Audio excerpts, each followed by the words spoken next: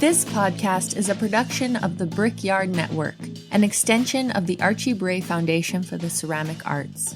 To find out more about our lineup of ceramic podcasts, visit brickyardnetwork.org.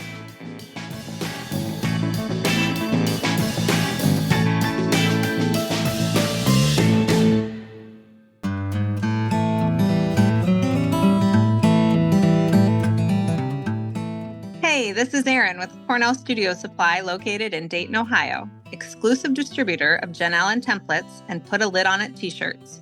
We are a proud sponsor of this episode and the Brickyard Network.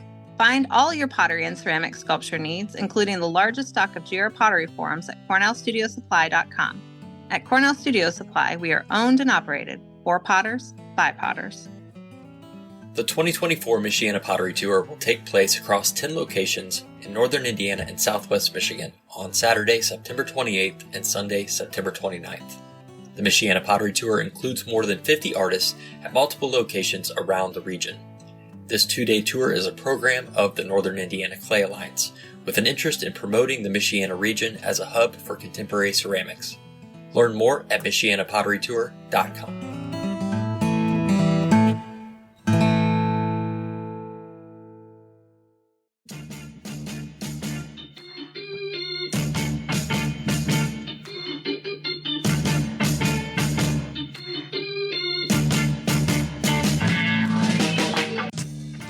Welcome to the Tales of a Red Clay Rambler podcast, featuring interviews with culture makers from around the world.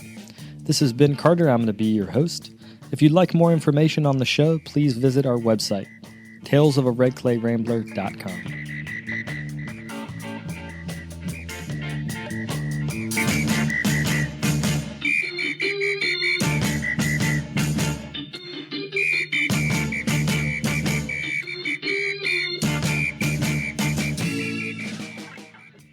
Welcome back to episode 524 of the podcast. Thank you all for tuning in. Today on the show, I'm talking with my friend and potter Celia Feldberg. She decorates her pots with vibrant sgraffito drawings of animals in human situations. With a lighthearted touch, she talks about relationship dynamics and highlights the small beauty in everyday life.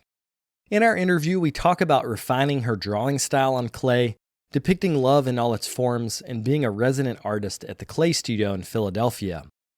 We also talk about the research that she did for my book, The Complete Guide to Low-Fire Glazes for Potters and Sculptors. She was my assistant and a valuable sounding board, so I want to thank her for being a part of the project. If you'd like to find out more about her, you can go to her website, that's celiafeldberg.com. Without further ado, we'll get to the interview.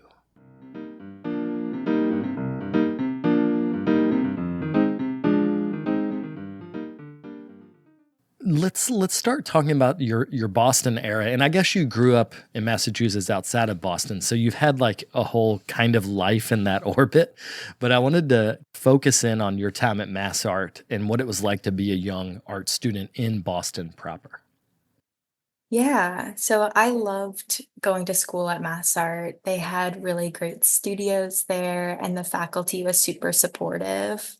I feel like they really pulled me in and made me feel like they thought the work that I was making was really important and special, and they cared a lot about my growth there and really encouraged me to bring in my love for drawing into ceramics. So I was trying screen printing, monoprinting, sgraffito, inlay, like painting with oxides, painting with underglaze, just like all of these different techniques. And a lot of the work that I was doing there was on more sculptural forms, which was like less pottery focused. I think that kind of became more of a focus for me after I graduated.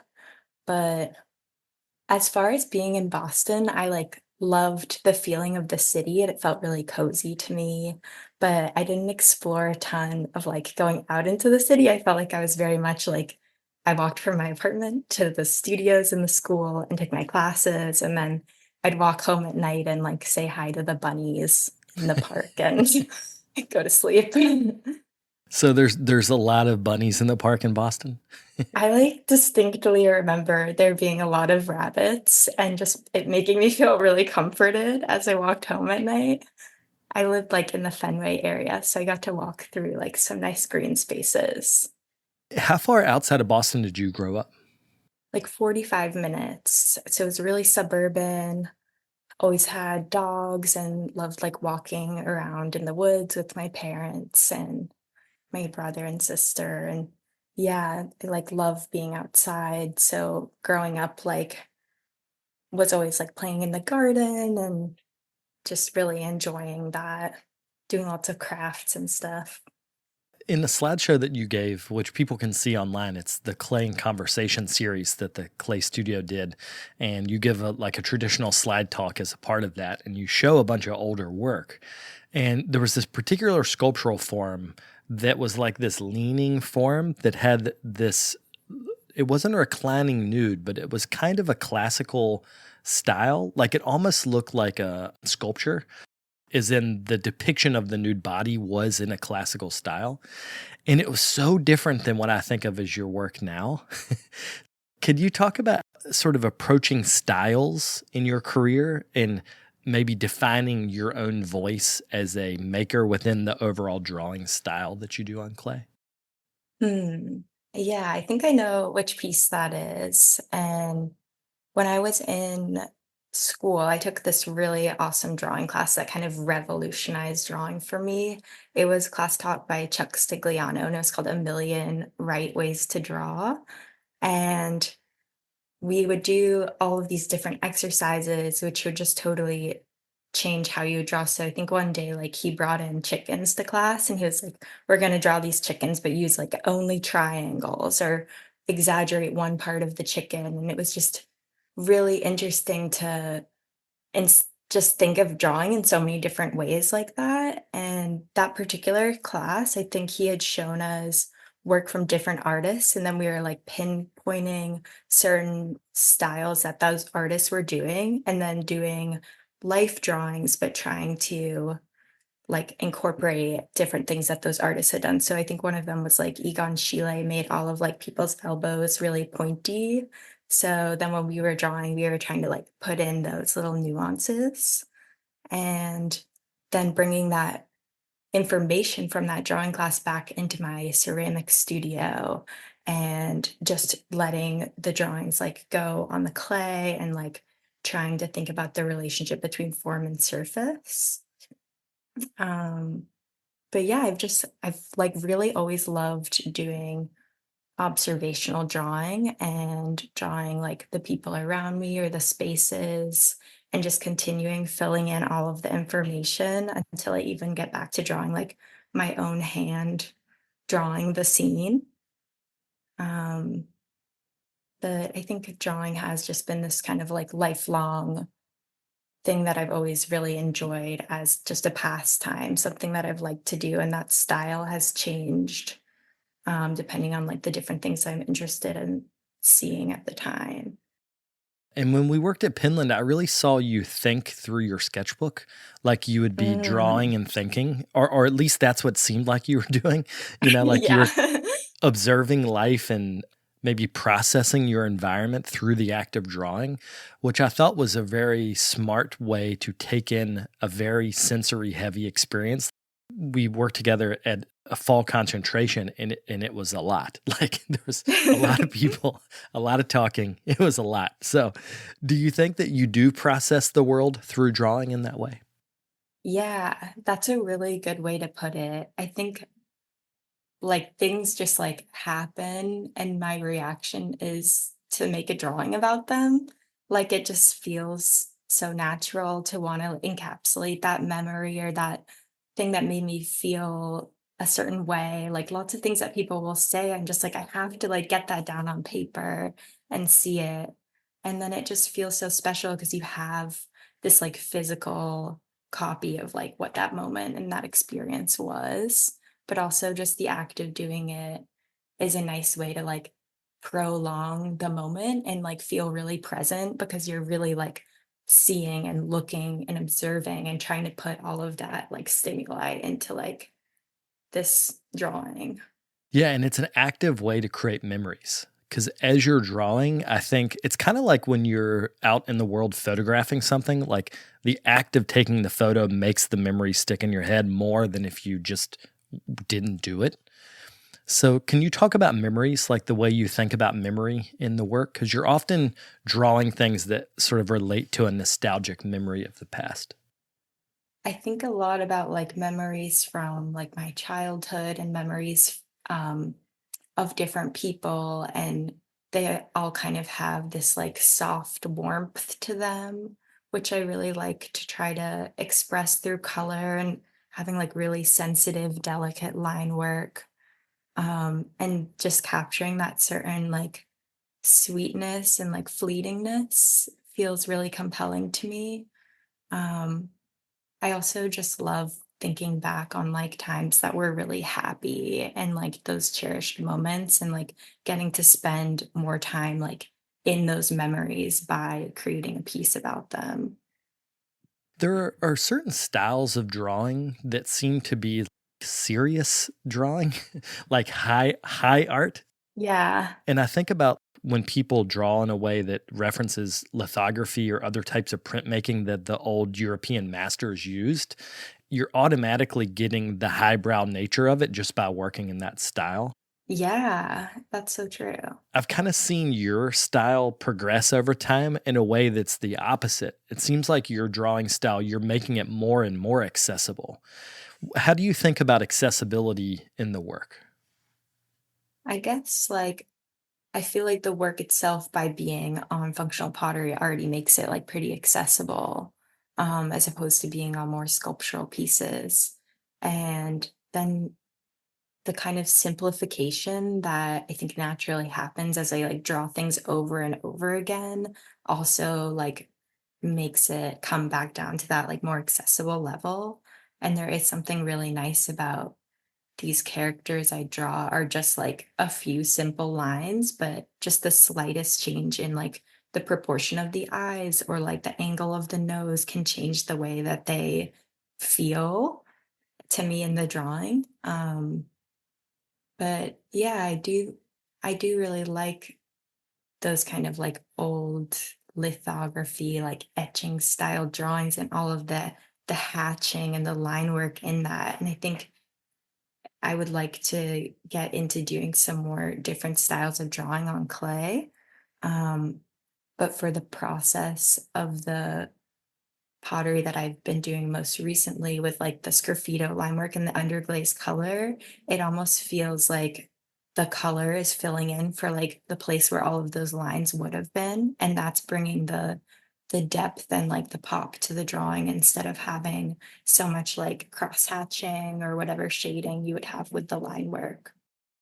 Let's talk more about that because it's almost a watercolor style of applying underglaze to color things in, but it works because it's graffito. So you're kind of like setting up boundaries with the drawings and then putting the color into that drawing.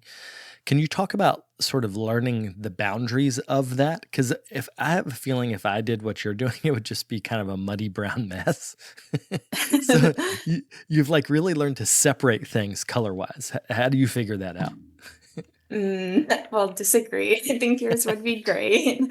Um, I don't know. The coloring part for me feels, I don't want to use the word mindless because I don't feel like it's like totally mindless, but it doesn't feel hard to me. It feels very intuitive. Like I think more when I'm doing the drawing part, and that seems a little bit more like I need to focus. I need to like really make this drawing a certain way. But then when I color it, I do kind of feel like I'm just filling in and responding to like, oh well, if this is like turquoise here, then I want some orange and some warm colors. And I feel like that process of like just making them all really colorful has always been something that I really enjoy, and it kind of like brings them alive for me.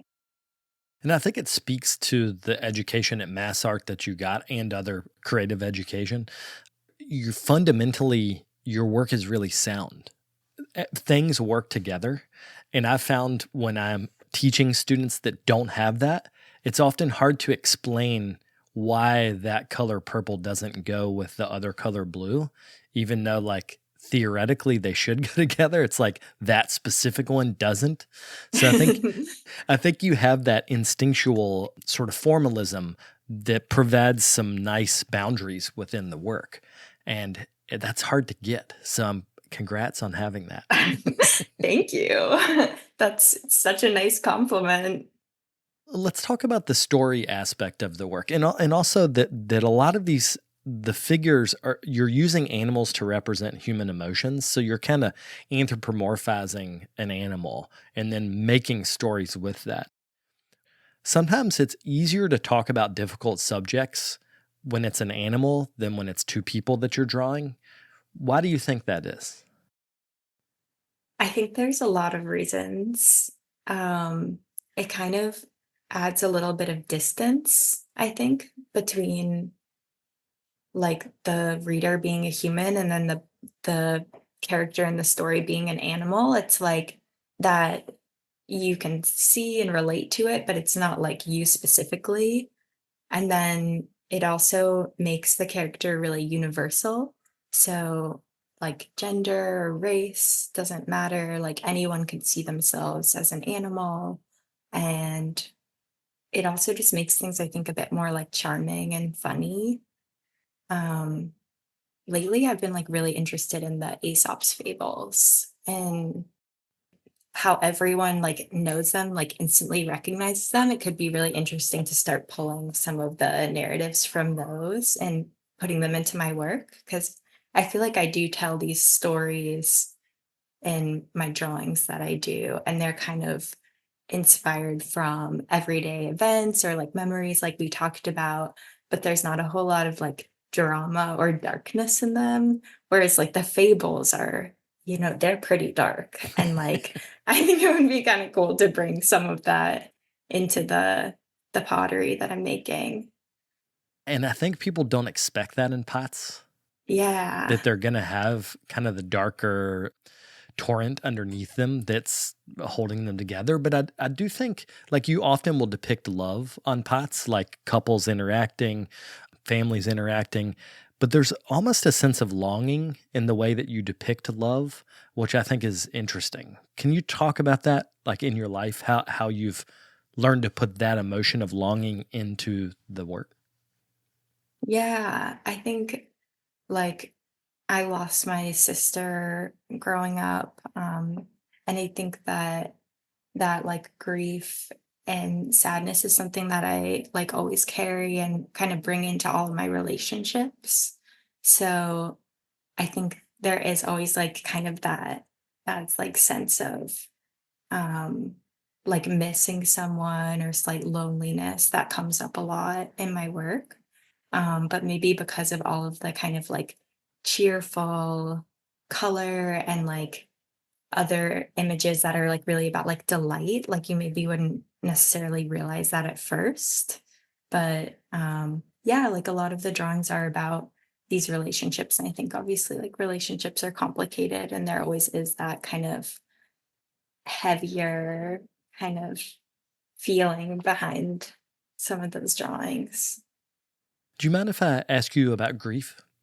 Yeah, sure. Okay. Grief for me has always been a tremendous well of creativity. Like the times in which I've had a lot of grief, I was more productive. My brain felt like it was moving faster because I needed it to. Like I needed to distract myself in a way from the Yeah. grief. Does any of that sort of resonate with you? And if so, can you just talk about like how did your brain and your emotions respond with creativity to grief? When I lost my sister, I was in high school and I did make some artwork about what I was feeling and about her. And it was maybe a little bit more like literal.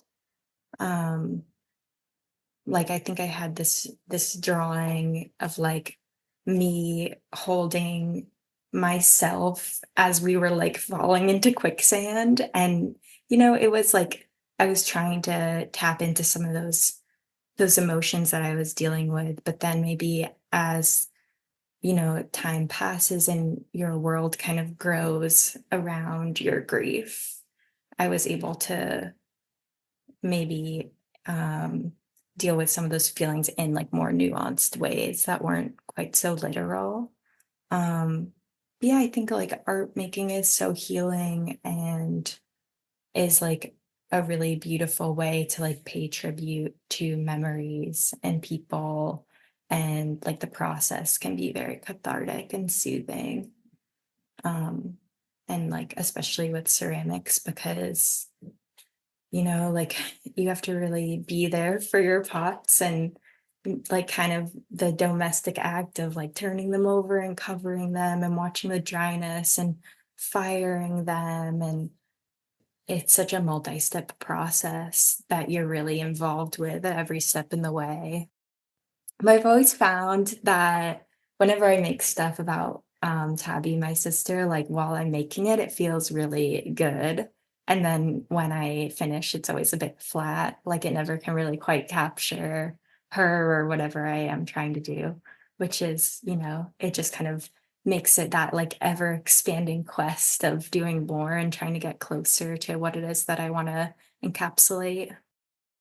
So many artists historically have tried to put personal emotions into work. And I think it's really hard because as soon as it gets out of your mind into the material has a say. Yes. Especially ceramics. I have one more question about love, the way that you depict love. Like at times you'll have like, let's say 2 characters, one has an arm around him or around one of them. And there's like a thought bubble that'll say something like, it's so much better when you're around. Like something that uses text to kind of pinpoint that. But then I noticed you made your partner, Mia, a cup that was for Valentine's Day. And instead of saying like, I love you, you're the best, you make me feel so good, you actually just drew everything that was in y'all's life. And I thought that was very interesting because you were basically using mundane objects to say, I love you, which I thought was really powerful, actually. So can you kind of talk about your thought process on depicting love on objects, on pots? Well, that piece specifically, I drew a bunch of the things that we've collected that are in our home. So a lot of those things are like things that other craftspeople have made, that we just like cherish. And, like I moved to Philly with my partner and we kind of both didn't really have a ton of stuff. So a lot of like our furniture and things like we've just gotten together. So it kind of has that memory of like building this nest that we both reside in. And I think it felt right to kind of just like give all of those objects like a place to exist on a cup that we could use. And like I really liked drawing like our window on it because it's like the window that we look out of every day and it has things on the sill, but then it also has these fairy lights outside our house that I think are just really sweet and cozy, and they like really feel like this apartment to me. But yeah, I think like I could endlessly draw on like love as an inspiration for my pots because like there's just so much of it, it's like an unlimited resource that we all have is like this love I just really like making pots about like those feelings. I have a lot of feelings. Me too, Celia. I have a lot of feelings too. Thanks. We'll be right back after a quick word from our sponsors. Today's episode is brought to you by the Rosenfield Collection of Functional Ceramic Art. The collection exists as an online resource for research and inspiration, featuring photos of over 4,000 objects made by over 1,000 artists. The images are high quality and can be used with no permission required, making them a great resource for students and teachers. To find out more, visit rosenfieldcollection.com. Hey folks, Sunshine Cobb here, ceramic artist and current resident coordinator at the Bray. I'm excited to announce that our application portal is now open for our 2025 residency cohort. Applications are due by December 19th, 2024. For details on all our residencies available, head to archibray.org/residencies. Please help us spread the word about this amazing new opportunity at the Bray. Thanks so much.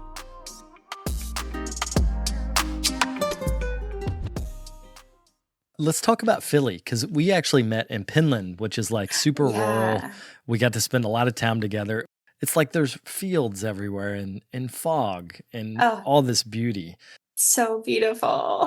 Philly is like opposite. I know. I feel like nobody is like Philly is so naturally beautiful. But there's so much to like about being here. And yeah, like as a non-city person, like I feel like I have been able to like find a lot of things that bring me joy that I can like incorporate into my day, like getting croissants and sitting in like a park or stuff. But yeah, really what drew me here was the art scene and the desire to be part of a clay community, which I feel like I did really realize at Penland, how special is that to be surrounded by other artists and especially other clay people. And I really, really wanted that. So I think finding the clay studio has felt really fortunate in that way. And I do feel like I now have like a strong community where I live, which has, been super influential to my art making, my whole practice and life that I've made here over the last couple of years. Can you talk about how you first got involved with the clay studio? Because you're now a resident, but before you were something else, and I can't remember what it's called. Yeah. So when I first moved here, I applied for their associate artist program, which is just affordable communal studio space. And it's a non-jury program. So it was great timing. There was a spot open, and I basically had like access to everything in the clay studio, all of the kilns and the glaze lab and the wheels and the table. And then I had a storage shelf, which I was keeping everything on. So it was really interesting for like my workflow because I've been working as a full-time potter with like teaching as a supplement since the pandemic. So I was kind of keeping my entire business on this one shelf, and it made it so that I couldn't like make something and then be like, oh, I'm not really sure how I feel about this. I'm just going to like let it sit for a couple weeks. I would really have to keep things moving, get things finished, get them off the shelf. So there was like room to keep making more stuff. So it was like a challenge in that way, but it allowed me to become part of the community at the clay studio. And that's like what's made Philly feel like more like home. And yeah, I applied for the next residency call, which happened. So I left that program after about a year and moved just like 10 feet down the hallway into the resident room. And yeah, I've been a resident there for exactly like a year now because it started beginning of last September. That residency is interesting in that it is what I think of as like a professional residency. Like people are actively working there. You're making your work, you're trying to sell your work, but you're also living in a city of Philadelphia where you might have to have another job or something else to kind of make it work financially. Yes. Could you talk about how you see yourself and your fellow residents like making the financial part of Philly work? I think it's like different for everyone. Some people balance the residency with full-time jobs. Some people have multiple part-time jobs. A lot of the residents teach. Some of the residents teach in like Baltimore and like other places and have to travel, or work like in New York and have to travel. So I think people are really balancing a lot. There's some financial support for the residency, which is really, really awesome. And yeah, I think people do kind of piece it together. Most of the residents are not just like fully working on like their art as like a full-time thing. Like everyone I think has some other stuff that's helping financially. But yeah, one thing that's really great about the clay studio is like the opportunity to teach. And of course, like being in Philly, there's like ample opportunities to like go out and do markets and shows and be really involved here. How much of what you make now in the residency is sold either through the shop or like something clay studio related versus how much are you sending work out into the world to other galleries or having your own sales?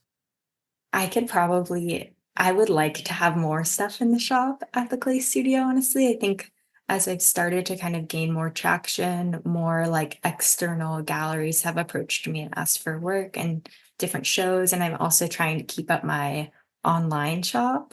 So I think things do really tend to get like dispersed everywhere. But yeah, it's so like awesome being able to just bring things down to the clay studio shop and sell them there. And they have the gallery down there too, which they always have like a killer show installed there.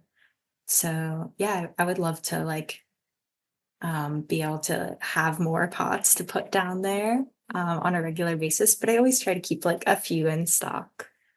On the topic of more pots, before we were Yeah. interviewing, we were talking about two big shows that you have coming up: the Flower City Pottery Invitational, and then the Philadelphia Museum of Art's Craft Show, which is like a pretty big retail show in Philly. Yeah.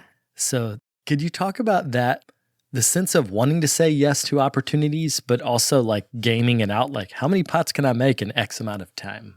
Oh my gosh, yes. Well, I'm still learning so much. Like I'm learning that like maybe saying yes to everything, even though you really want to, is not the best idea because I feel like I'm really in the throes of my production right now. But I have been listening to a lot of Hidden Brain.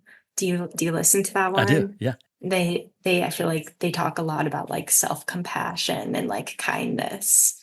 So I've been really trying to like be nice to myself about maybe not reaching my goals, like setting high goals and then, if I don't make the number of pots that I thought, I'm just gonna still feel good about what I did do.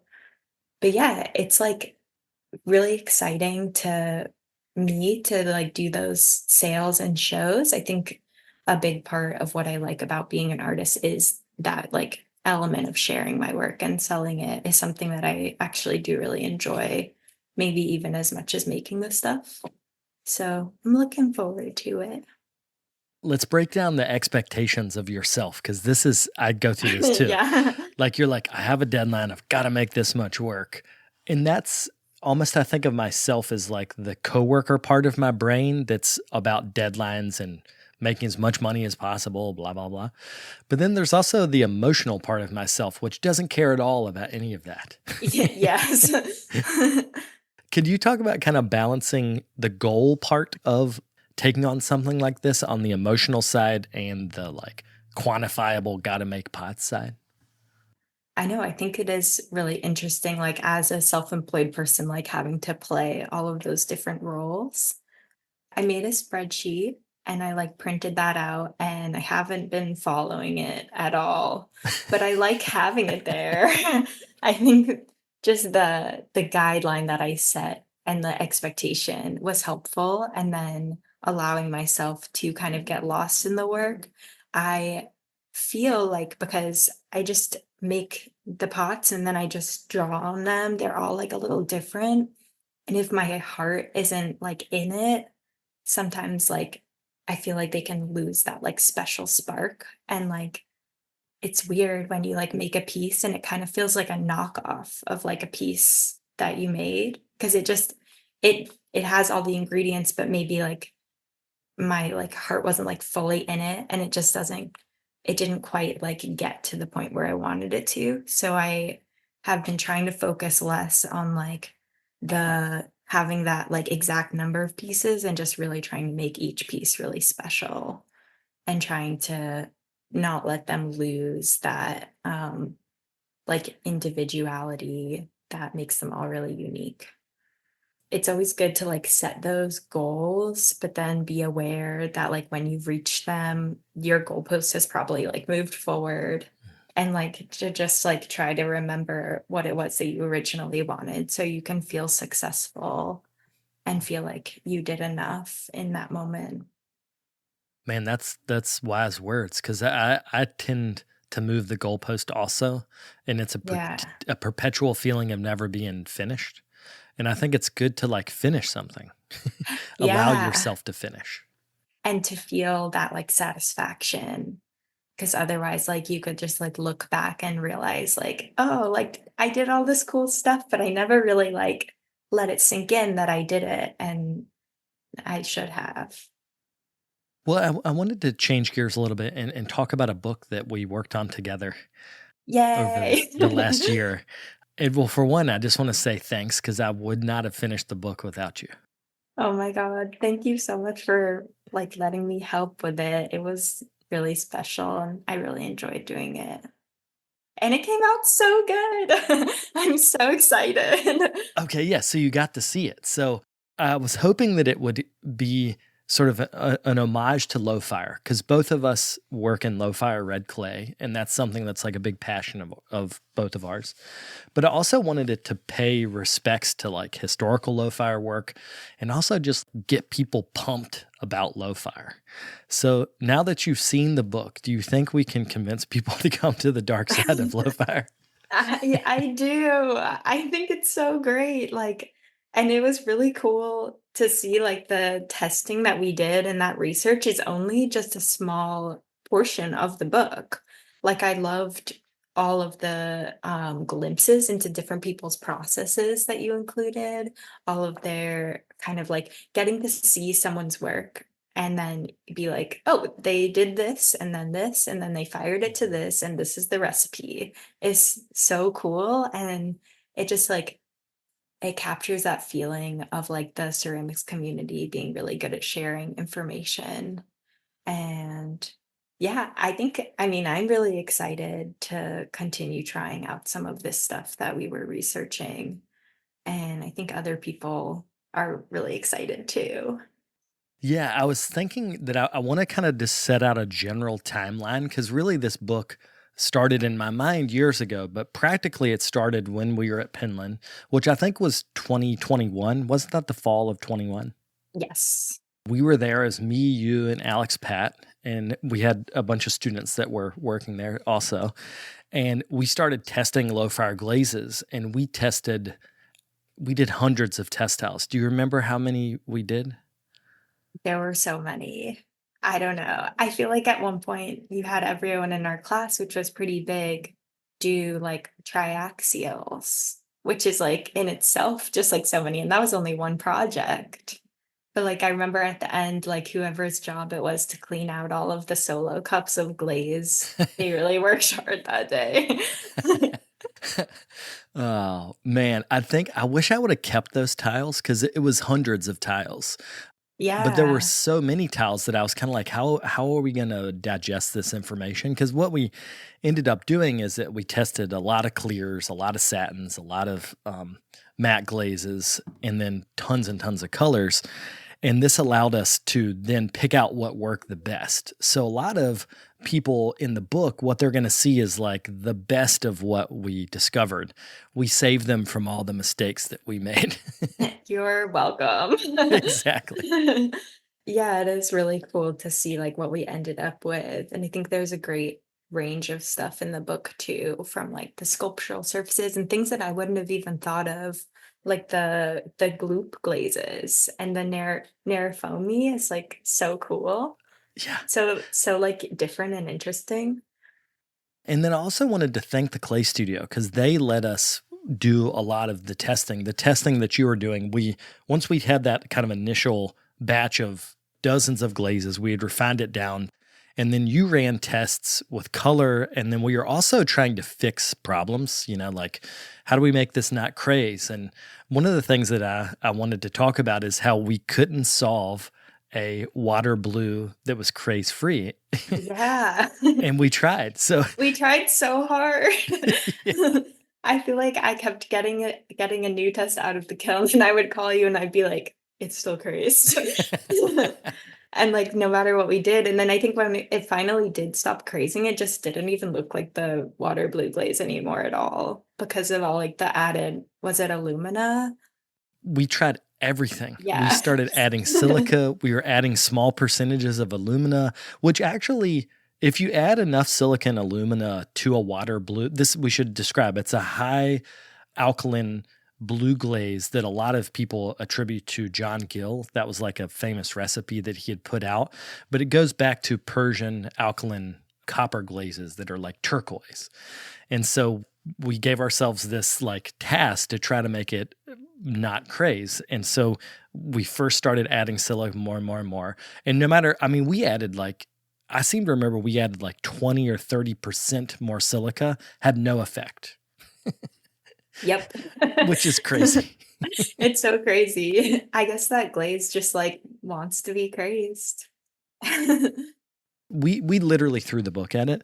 And finally, what it came down to is the realization that there are some problems in glaze that you really have to either fire to a higher temperature or to change the clay.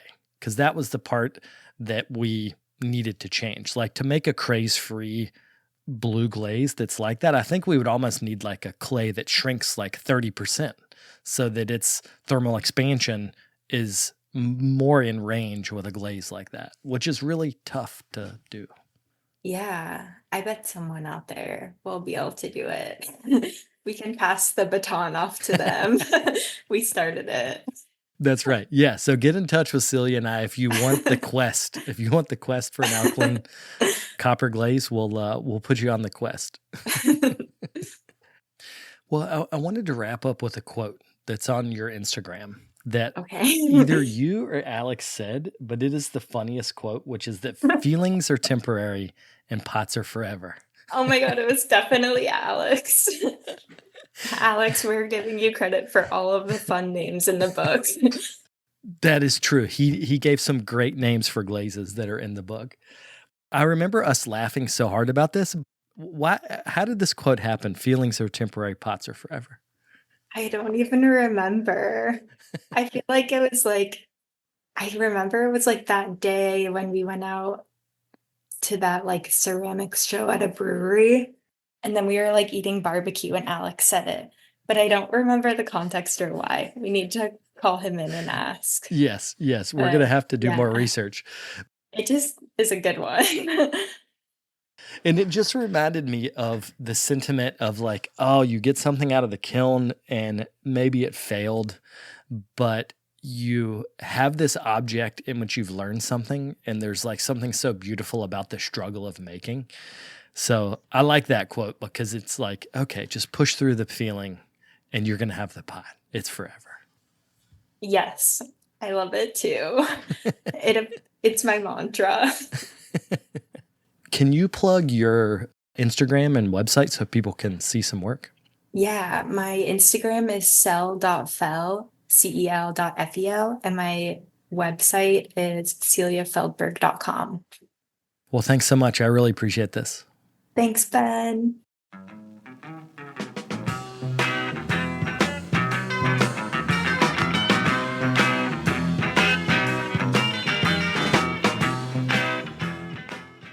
I'd like to thank Celia for coming on the show and also for all the help that she gave on the book.